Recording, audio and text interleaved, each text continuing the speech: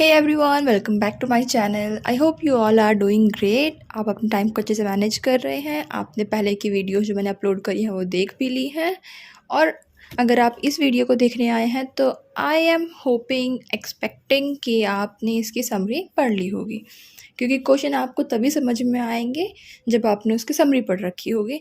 आप समरी कहीं से भी पढ़ सकते हैं, चैनल से पढ़ सकते हैं या फिर किसी और के चैनल से पढ़ सकते हैं, या फिर आप उसकी गूगल पर समरी पढ़ सकते हैं। वो आपके ऊपर है कि आप कहाँ पे कंफर्टेबल है, कहाँ पे आपको समझ में आता है। तो इस वीडियो में हम जो क्वेश्चन आंसर करेंगे वो है यूनिट नंबर 2 अ मिडसमर नाइट्स ड्रीम, जो कि विलियम शेक्सपियर का वर्क है। इसको देखेंगे। और ये क्या है? ये एक रोमांटिक कॉमेडी है। क्वेश्चन नंबर 1 आपके स्क्रीन पे है। इसमें बता रखा है what is the link between the main plot and the mechanical play in the midsummer night's dream, explain.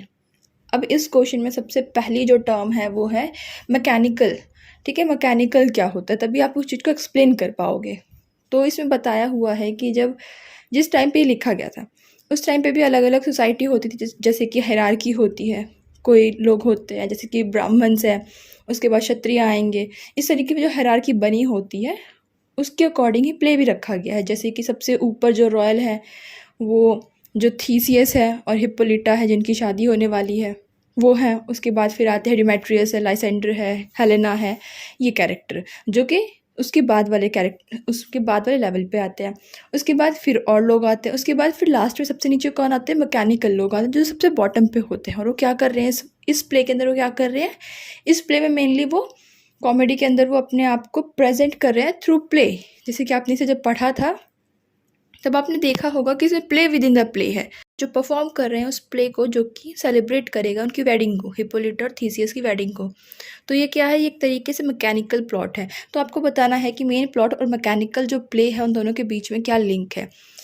अब ये तो था, पहले आपको समझ में आ गया टर्म क्या बोलती है। अब जब आपने इस प्ले को पढ़ा था तब आपने देखा होगा कि जो मेन प्लॉट है वो क्या दिखा रहा है? वो दिखा रहा है कि जो मैरिजेज हैं उस टाइम की सोसाइटी में वो इतनी ज़्यादा कन्विंसिंग नहीं थी। मतलब कि जो शादियाँ थी वो इतनी ज़्यादा, लोग लव मैरिज नहीं कर रहे थे। जैसे कि आपने देखा इसमें कि 2 कपल हैं, मतलब कि 4 लोग हैं, 2 लड़के 2 लड़कियां। इन दोनों के जो रिलेशन है, कोई किसी को पसंद करता है, कोई किसी को पसंद करता है, लेकिन जो उसके फादर हैं वो क्या चाहते हैं? वो चाहते हैं कि शादी डिमेट्रियस से हो जाए, लाइसेंडर की जगह। तो ये क्या है? ये शादियों को दिखा रहा है कि जो मैरिजेस थी उस टाइम पे वो खुद नहीं डिसाइड कर पा रहे थे लोग, तो पेरेंट्स जो थे वो उन पे इंटरफेयर कर रहे थे। क्योंकि एक रोमांटिक कॉमेडी है तो वो इन्हीं चीज़ों को शो करेगी। रोमांटिक कॉमेडी मेनली क्या होती है कि कुछ कैरेक्टर हैं, उन दोनों that they are in love, लेकिन वो उस प्यार में है, लेकिन उनके बीच में बहुत ज़्यादा स्ट्रगल आते हैं। और उन स्ट्रगल्स के बीच में ये भी होता है कई बार कि दोनों में से कोई एक पर्सन, कपल में से कोई एक पर्सन अपनी फीलिंग्स को सॉर्ट आउट नहीं कर पाता है, दैट वो सचमुच से प्यार करता है या नहीं करता है, करती है या नहीं करती है। ठीक है, उसके बाद वो अपनी चीज़ों को सॉर्ट आउट कर लेते हैं कि हाँ वो दोनों पसंद करते हैं एक दूसरे को। उसके बाद कुछ एक्सटर्नल फोर्सेस होती है, कॉन्फ्लिक्ट होते हैं जो उन्हें सॉल्व करने होते हैं, और उसके बाद जाके वो हैप्पीली एवर आफ्टर जो उनकी लाइफ वो चलती है। तो ये तो थी रोमांटिक कॉमेडी। लेकिन इसमें क्या हो रहा है कि मेन प्लॉट में ये सब चीज़ें चल रही हैं, और उसी चीज़ों को क्या दिखा रखा है? Play with in the play में भी दिखाया हुआ है। तो इसके अंदर जो प्ले परफॉर्म किया जाता है उसमें स्टोरी क्या है? उसका मेन लव स्टोरी क्या है कि जो स्टोरी है वो बेस है बेबीलोन की स्टोरी पे, एक टेल पे, जो कि किसकी कहानी थी?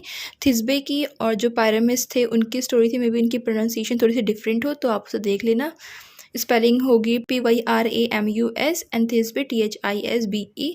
तो ये भी रोमियो जूलियट की स्टोरी की ही तरह है, जो कि ओविड ने बताई हुई है अपनी मेटामॉर्फोसिस में। ओविड में और भी बहुत सारी ऐसी छोटी छोटी स्टोरियाँ हैं, शॉर्ट स्टोरीज टाइप में, बहुत सारी स्टोरीज है मेटामॉर्फोसिस के अंदर।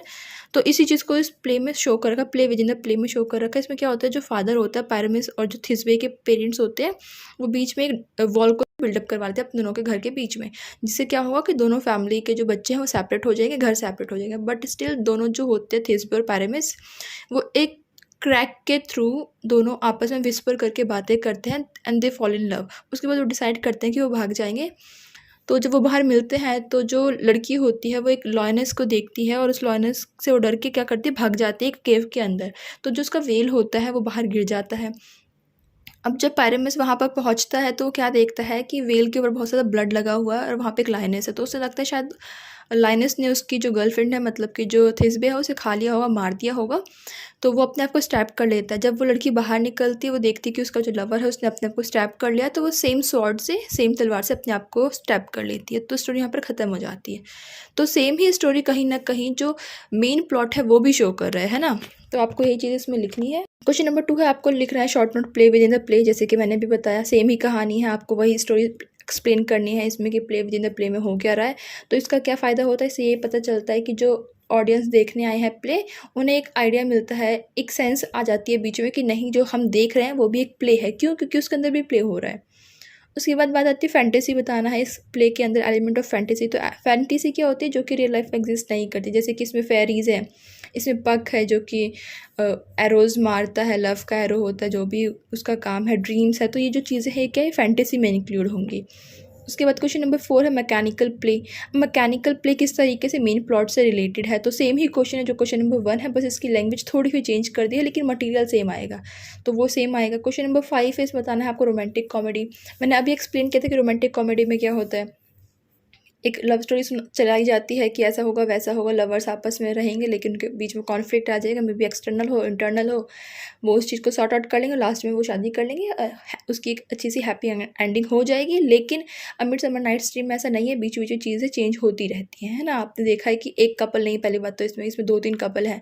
एक तो किंग ही है जो शादी कर रहे हैं, इसमें जो वुमेन है, जो लड़की है, वो भी ऐसा नहीं है कि कोई एक पर्टिकुलर हीरोइन है, 3 लड़कियाँ हैं।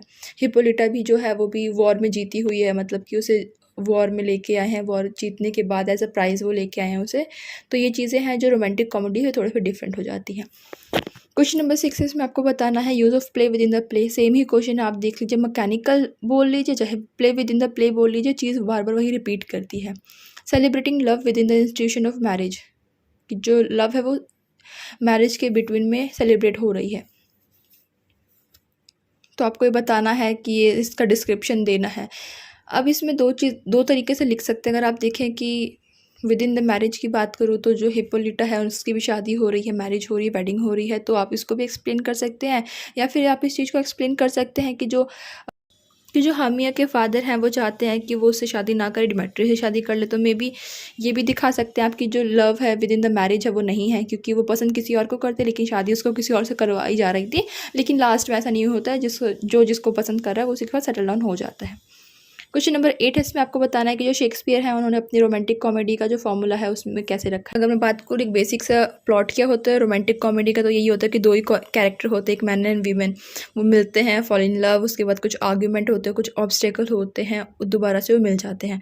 तो आपने देखा होगा कि इस स्टोरी में भी ऐसे ही होता है, मतलब कि 2 कपल जंगल में जाते हैं, अलग अलग लोगों से प्यार हो जाता है उन्हें, दोबारा से जब पग उनकी आंखों में वो जो भी है जूस डालता है, लव का जूस डालता है, तो चीज़ें सॉर्ट आउट हो जाती हैं।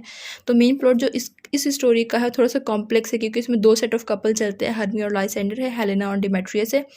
तो ये अलग अलग 2 तरीके के कैरेक्टर चल रहे हैं।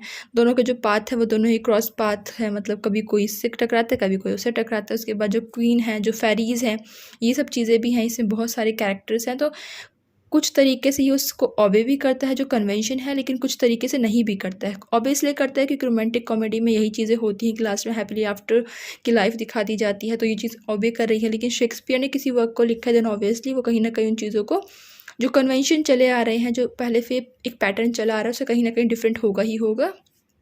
क्योंकि इसमें एक ही पेयर होता है, लेकिन जो शेक्सपियर है उन्होंने 2-3 पेयर बनाए हैं, मल्टीपल लवर्स है, जैसे कि मैंने बोला। इसमें ब्राइड भी दिखा रखा है, ब्राइड मतलब जो हिप्पोलिटा है वो कहाँ है, वो कहाँ से लाई गई है, वो जो वॉर में टेकन अप हुई थी, कैप्टिव हुई थी, वहाँ से लेकर आई गई है। और उनकी जो एक मैरिड कपल के बीच में जो फाइटिंग होती है कस्टडी ऑफ अ चाइल्ड को लेकर कि कौन उस बच्चे की कस्टडी लेगा या नहीं लेगा, या फिर 2 जो लोग हैं लवर हैं वो एक दूसरे के अपोजिट पार्टनर्स को पसंद करने लग जाते हैं। तो यूजुअली ऐसा नहीं होता, यूजुअली होता है कि सिर्फ एक ही कपल है वही आपस में लगे हुए हैं, लेकिन इसमें है कि 4 हैं, मतलब कि 2 कपल हैं, 4 पार्टनर हैं, आपस में वो मिक्सअप हो रहे हैं। तो इस चीज़ को आप इसमें शो कर सकते हैं। उसके बाद जो यूनिट नंबर 3 है उसमें हैमलेट है। हैमलेट को हम डिस्कस करेंगे सबसे पहले, क्योंकि हैमलेट भी शेक्सपियर का ही वर्क है, तो इसके बाद हम उसी को स्टार्ट कर दें।